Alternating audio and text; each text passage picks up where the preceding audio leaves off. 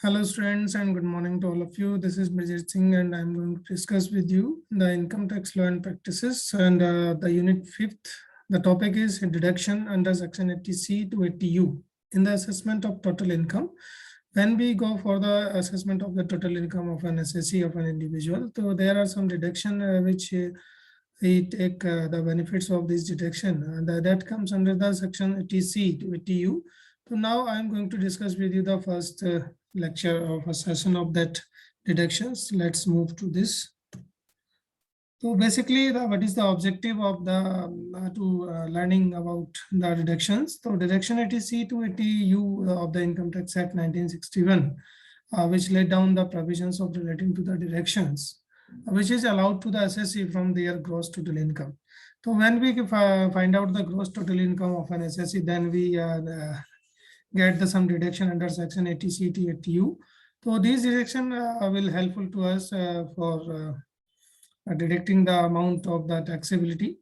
And the end of the lesson or the session, you have to understand the different types of deduction which allow to from gross incomes and permissible deduction in the respect of the payments and permissible deduction in respect of incomes, and what are the different other deduction allowed in the case of person with disability. So all these things are involved in that particular session. So let's start. The first thing, deduction in respect of investment. There are two things are there. The first thing, deduction in respect of investment, and deduction in respect of gross total income. There are two things. So first thing, exemption versus deductions. यहाँ पर हम अगर बात करें तो various items of the income which are mentioned in section 10 are not included in the computation of total income. ठीक है, तो ऐसे बहुत सारे जो exemption है जो हमने section 10 में mention किए थे वो total income की computation में involve नहीं होते, whereas item which are allowed as deduction are included in the computation of total income. तो जो भी हम deductions यहाँ allow करेंगे वो आपकी total income की computation में use होती है, उनको हम involve करते हैं, but they are ultimately get deduction from the total income also. To arrive at the total taxable income of an SSC, then it is necessary to deduct some exemption. तो यहाँ दो चीजें हैं. पहली चीज है जनरल प्रोविजन. जनरल प्रोविजन में जो इनकम्स हैं जिनको हम डिडक्शन और ग्रॉस एग्जेम्पशन में रखते हैं, जो इन्वेस्टमेंट से रिलेटेड नहीं होती हैं, तो वो केवल पेमेंट से रिलेटेड होती है. तो वहां पर हम देखते हैं कि सेक्शन 80A सबसेक्शन 1 में ये आता है. According to the section 80A subsection 1, while computing the total income of an SSC, the deduction is specified in section 80C to 80U shall be allowed from the gross total income of the. ठीक है, section 80A subsection 1 जो ये कहता है कि जो भी income gross total income हमारी फाइंड आउट होगी उसमें से स्पेसिफाइड जो डिडक्शन है सेक्शन 80C to 80U वो सब आपको यहाँ पर लेनी होती है. इनका बेनिफिट आप यहाँ ले सकते हैं. इसके अलावा section 80A subsection 2, aggregate amount of deduction is specified in this section shall not be exceed the gross total income of the assessee in case. ठीक है, जो भी ग्रॉस टोटल इनकम है एसएससी की उससे ज्यादा जो है आपकी जो डिडक्शंस की अमाउंट है वो नहीं होनी चाहिए. सेक्शन 80A सबसेक्शन 3 जो कहता है कि in case of AOP association of person, BOI body of individuals, and there is any deduction chargeable under section 80G, 80GGC, 80G, 80IA, 80IB, 80IC, 80IDD और 80IE. No such deduction will be then made with computation of total income. ठीक है, तो जो भी income आपके यहाँ पर आपको मिल चुकी है वो आपको computation of total income के टाइम पे आप नहीं लेंगे. तो this is a general provision and keep in mind all these things, and when you have to compute the total income and deductions, and when you compute the income of AOP, BOI in relation of their share in the income of AOP and BOI. तो इस तरह से जो deductions है वो आपको यहाँ पर मिलती हैं. इसके अलावा सेकंड जो टर्म होता है उसको हम कहते हैं deduction in respect of investment. तो सेक्शन 80C से 80U तक जो डिडक्शंस होती है, all this deduction are related to the investment. ठीक है, तो ये सब इन्वेस्टमेंट से संबंधित है. 80C that provide a deduction to an individual, second to a Hindu undivided family for the investment made in a specified section or subject to maximum amount of 1,50,000. ये deductions आपको सबको मिलती है. And specified investment include premium paid on policy, life insurance policy कोई है या spouse है, child की पॉलिसी है, undivided family, maximum of 10% of actual sum if insured pension, तो इस तरह की जो डिडक्शंस वो है further insurance policy taken on after the 1st April 2013 and the policy of the life of person and disability mentioned is there. So section 80U or the person suffering from disease ailment mentioned in section 80 DDB, then 15% actual sum assured is there. तो let's discuss about the deduction in respect of payment. कुछ चीजें आती हैं जो payment से भी संबंधित होती हैं, तो जिनको हम deduction in respect of investment in specified section 80C इसको हम रखते हैं। जो भी हम इन्वेस्टमेंट में पेमेंट करते हैं, जो भी पैसा हम इन्वेस्ट करते हैं, तो deduction in respect of investment और कंट्रीब्यूशन इसको हम कहते हैं, contribution in terms of government schemes. So under this section, deduction can be claimed up to 1,50,000 from the gross total income on savings in respect specified mode of investment. This section is only for the individual and HUF, and for the investment are eligible for the deduction of this section. तो जो भी deduction in respect of investment और contribution मिलेंगी वो आपके 1,50,000 तक ही आपको मिल सकती हैं 80C में, है ना। और इसके अलावा जो भी ये डिडक्शन मिलेंगे वो किसी इंडिविजुअल को या HUF हिंदू अनडिवाइडेड फैमिली को ही मिल सकती है। पहली डिडक्शन आपको जो मिलती है वो है premium paid in respect of life insurance policy.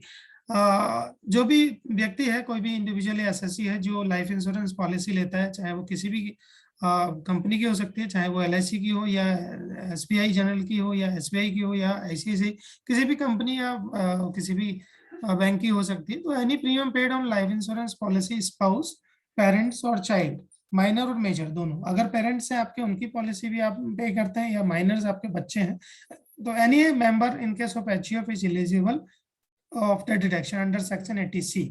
या HUF में भी कोई भी मेंबर की आप पॉलिसी लेते हैं वो भी डिडक्टेबल होगी। तो जो भी अमाउंट आपका प्रीमियम का होगा यहाँ पर विदाउट टैक्स, इंश्योरेंस पॉलिसी में भी included in life insurance policy और एंडाउमेंट पॉलिसी, सब तरह की पॉलिसी लगभग इसमें आ जाती है। सेकंड है आपका premium paid in respect of contract of deferred annuity. अगर आप डेफर्ड एन्युटी खरीदते हैं तो any premium paid to the keep in effect of contract of deferred annuity for the life insurance policy and his or her credit or child spouse, that contract does not contain any provision for the exercise. ठीक है, तो insured to receive cash or payment of the annuity is mentioned here. So any premium paid in respect of a deferred annuity that will be deductible under section 80C. Third one is any sum deductible from salary payable of the government employ for securing the deferred annuity. ठीक है, कोई भी सम जो भी आप deferred annuity में पे करते हैं इन गवर्नमेंट एम्प्लॉय के रूप में, तो वो भी आपका अंडर सेक्शन 80C में आपका डिडक्ट होगा। तो deferred annuity means government from the salary and employees for the purpose of securing the deferred annuity making the provision for a spouse and children. तो वो जो भी पैसा ऑन बिहाफ ऑफ गवर्नमेंट आपके सैलरी से deduct किया जाता है वो भी यहाँ पर डिडक्ट हो सकता है। अंडर सेक्शन 80C में आपको डिडक्शन मिल सकती है, but the deduction should not be exceed 1/5 of his income. लेकिन डिडक्शन जो है 1/5 से ज्यादा नहीं होनी चाहिए। ठीक है, जैसे आपकी सैलरी अगर 50,000 है तो आपका 10,000 से ऊपर की डिडक्शन नहीं होनी चाहिए। फोर्थ जो है वो है आपका कंट्रीब्यूशन टू SPF, RPF और RPF, PPF और RPF। ठीक है, तीन तरह के special provident fund, public provident fund और रिकॉग्नाइज्ड प्रोविडेंट फंड, तीन तरह के फंड आपके होते हैं जो कि contribution to any provident fund under the provident fund act 1925 and the recognised provident fund is eligible for deduction under section 80C। तो जितने भी डिडक्शंस हैं वो सब आपको यहाँ पर आप 80C में ले सकते हैं। तो any other contribution to provident fund set up by the government under the public provident fund scheme 1968 और qualify for that such deduction, so you have to take the deduction under section 80C. Then other deduction in respect of the investment or the payment. The fifth point is the contribution to approved superannuation fund. तो ये superannuation fund is जो कि government के द्वारा बनाए गए होते हैं, इसमें भी अगर आप इन्वेस्टमेंट करते हैं then you have to eligible for getting the deduction under section 80C. Then some any amount paid or deposited in Sukanya Samriddhi account, then you have to eligible to get the deduction under section 80C. Subscription of National Savings Certificate 8 यानी कि NSC जिसको हम कहते हैं, अगर आप यहाँ लेते हैं तो भी आपको बेनिफिट मिलेगा। कंट्रीब्यूशन तो यूनिट लिंक्ड इंश्योरेंस प्लान 1971 के अकॉर्डिंग, कोई भी यूनिट लिंक्ड 7 प्लान इंश्योरेंस आप लेते हैं वो आपको बेनिफिट मिलेगा। Contribution to unit linked insurance plan LIC mutual fund, contribution to approved annuity plan LIC, subscription of towards notified unit of the mutual fund or UTI, contribution to notified pension fund set up by the mutual fund or UTI, and contribution to National Housing Bank tax saving. ठीक है, housing bank tax saving term deposit scheme से 2008. तो all this things है you have to mention here, and all the terms which are in terms of investment or the payment. So all these deduction have to be eligible to get. And the 14th is a subscription to notified deposit scheme. अगर government की notified deposit scheme है उसमें आप benefit ले सकते हैं. Payment of tuition फी, ठीक है, ये बहुत इंपॉर्टेंट है कि payment of tuition fee any university, college, school और any other education institution within India for full time education of maximum 2 children. Tuition fee जो भी आपके 2 बच्चों की होगी वो यहाँ आपको डिडक्टेबल हो सकती है. Payment of housing loan including the stamp duty, registration fee और अदर एक्सपेंसेस. जो भी आपने हाउसिंग लोन लिया है उसका पेमेंट आपने स्टैम्प ड्यूटी या रजिस्ट्रेशन फी आपने पे की है तो उसका भी बेनिफिट आपको यहाँ मिल जाएगा. Subscription to certain equity share of debenture, आपने शेयर ऑफ डिवेंचर सब्सक्राइब किया तो आपको यहाँ बेनिफिट मिलेगा. Certain units of mutual fund, investment in 5-year term deposit, and subscription to notify bonds issued by NABARD. NABARD के द्वारा अगर कोई आपने नोटिफाई बॉन्ड खरीदे तो वो आपको यहाँ बेनिफिट मिलेगा. Investment in 5-year post office time deposit, अगर आप 5-year post office time deposit में भी आप इन्वेस्टमेंट करते हैं तो भी आपको यहाँ डिडक्शन आपको मिल सकती है. And deposit in senior citizen saving scheme rules 2004 के अकॉर्डिंग, अगर आपके मदर फादर जो है सीनियर सिटीजन है पेरेंट, उनके नाम से अगर आप सेविंग डिपॉजिट करते हैं, सीनियर सिटीजन सेविंग स्कीम में पैसा लगाते हैं, उसका बेनिफिट भी आपको यहाँ पर मिल सकता है. तो these all are the deductions और payment in respect of the payments and investment which you are eligible to get the under section 80C. Now the second thing, the termination of insurance policy or unit linked insurance plan or transfer of house property or withdrawal of deposit where in any previous year of an SOC. अगर ये सब चीजें होती हैं like termination his or her contract of the insurance by giving notice and which would be effect and where the contract ends to enforce, then the termination his or her involvement in the any unit linked insurance policy giving notice that would be affected and that he stopped to the participate because of the failure to pay any contribution, ठीक है, और transferring the house property before the expiry of 5 years. अगर आप property को भी बेच देते हैं, 5 साल से पहले प्रॉपर्टी भी बेच देते हैं from the end of financial year in which the position of property is acquired, तो he receive back whether by way of funds और by any sum of amount, then no such deduction would be allowed to the SSC in respect of any sum paid during the previous year. तो इन तीनों cases में अगर आपने कहीं पर भी investment किया है और बिफोर 5 year अगर आप ये कर लेते हैं या कोई भी कॉन्ट्रैक्ट आपका ब्रेक हो जाता है, टर्मिनेट हो जाता है, तो आपको इनकी जो भी प्रीवियस ईयर में आपने डिडक्शंस लिए वो सब आपको रिटर्न करनी पड़ेगी. तो this is the term. Then now moves to another deduction in respect of contribution to the certain pension fund scheme under section 80CCC, यानी कि अंडर सेक्शन CCC 80CCC कहलाता है. यहाँ पर आपको in case of an SSC in the previous year has paid और deposited any amount of his income which is chargeable to tax and keep in force any annuity plan of LICI or the any other insurance receive pension from the fund set up by them, he shall or allowed deduction in the computation of total income. तो यहाँ पर आप total income में under section 80CCC में आप deductions ले सकते हैं, but the maximum amount of deduction permissible is 1,50,000. However, the amount of deduction mentioned here clubbed in 80C to 80CC D1. तो जो भी है वो सब यहाँ पे clubbed हो जाएगा. Now deduction in respect of contribution to the pension scheme notified by the central government. जो गवर्नमेंट है, सेंट्रल गवर्नमेंट या स्टेट गवर्नमेंट, जहां पर भी नोटिफाइड पेंशन स्कीम आपकी चल रही है तो वो स्कीम का बेनिफिट भी आपको यहाँ पर डिडक्शन में मिल सकता है. तो ये एक्स्ट्रा बेनिफिट आपको मिल सकता है.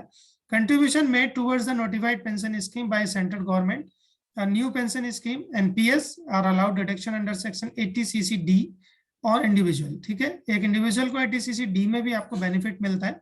So according the restructured defined contribution pension scheme, people entering the newly government services after 1st January 2004 that should be contribute 10% of their salary. तो कोई भी व्यक्ति जो इंडिविजुअली है 10% ऑफ सैलरी का जो कंट्रीब्यूशन है वो पेंशन स्कीम में करेगा monthly, and equivalent amount is also contributed by the government. तो benefit of this amount is also available to an individual और employ. and individual to self-employed individual also there. Section 80 CC D1 में क्या होता है कि provide the deduction on the amount paid on deposit being 10% his or her salary in pension account. जो भी pension account में 10% of salary जो भी जाता है तो डिडक्शन जो है वो आपको यहाँ पर मिल सकती है. And deduction for self employed individual would be 20%. अगर सेल्फ एम्प्लॉयड है तो आप इसमें 20% भी डिडक्शन ले सकते हैं. Under section 80 CC D1B that provide the additional deduction up to 50,000. ये आपको एडिशनल डिडक्शन प्रोवाइड करती है 50,000 की for the amount of that deposit in national pension scheme. And under section 80 CC D2 provides the additional deduction for the contribution for employee pension amount up to 10% of their salary. ठीक है, तो ये तीनों चीजें आपको ध्यान रखनी पड़ेंगी. 80 CC D1 में जो भी कंट्रीब्यूशन आपने दिया है गवर्नमेंट का वो 80C के अंडर में आ जाता है जो 1,50,000 के अंडर में जाएगा. लेकिन 80 CC D1B का जो एडिशनल बेनिफिट है वो 1,50,000 से ऊपर मिलेगा आपको. इसके अलावा 80 CC D2 में जो मिलेगा वो भी आपको एडिशनल बेनिफिट मिलता है. तो limit of reduction under section 80C, 80CC, 80 CC D1 and section 80 CC E के अकॉर्डिंग अगर हम बात करें तो under this section 80C, 80CC, 80 CC D1 the maximum amount is deducted in restricted amount of 1,50,000. तो केवल इन तीनों में आपको देखना होगा कि यहाँ पर 1,50,000 है and additional deduction in provide section 80 CC D1B और 80 CC D2 would be beyond the limit of 1,50,000. तो ये ध्यान रखना है. तो this is all about the deductions and remaining part will be discussed in another second lectures. Thank you very much.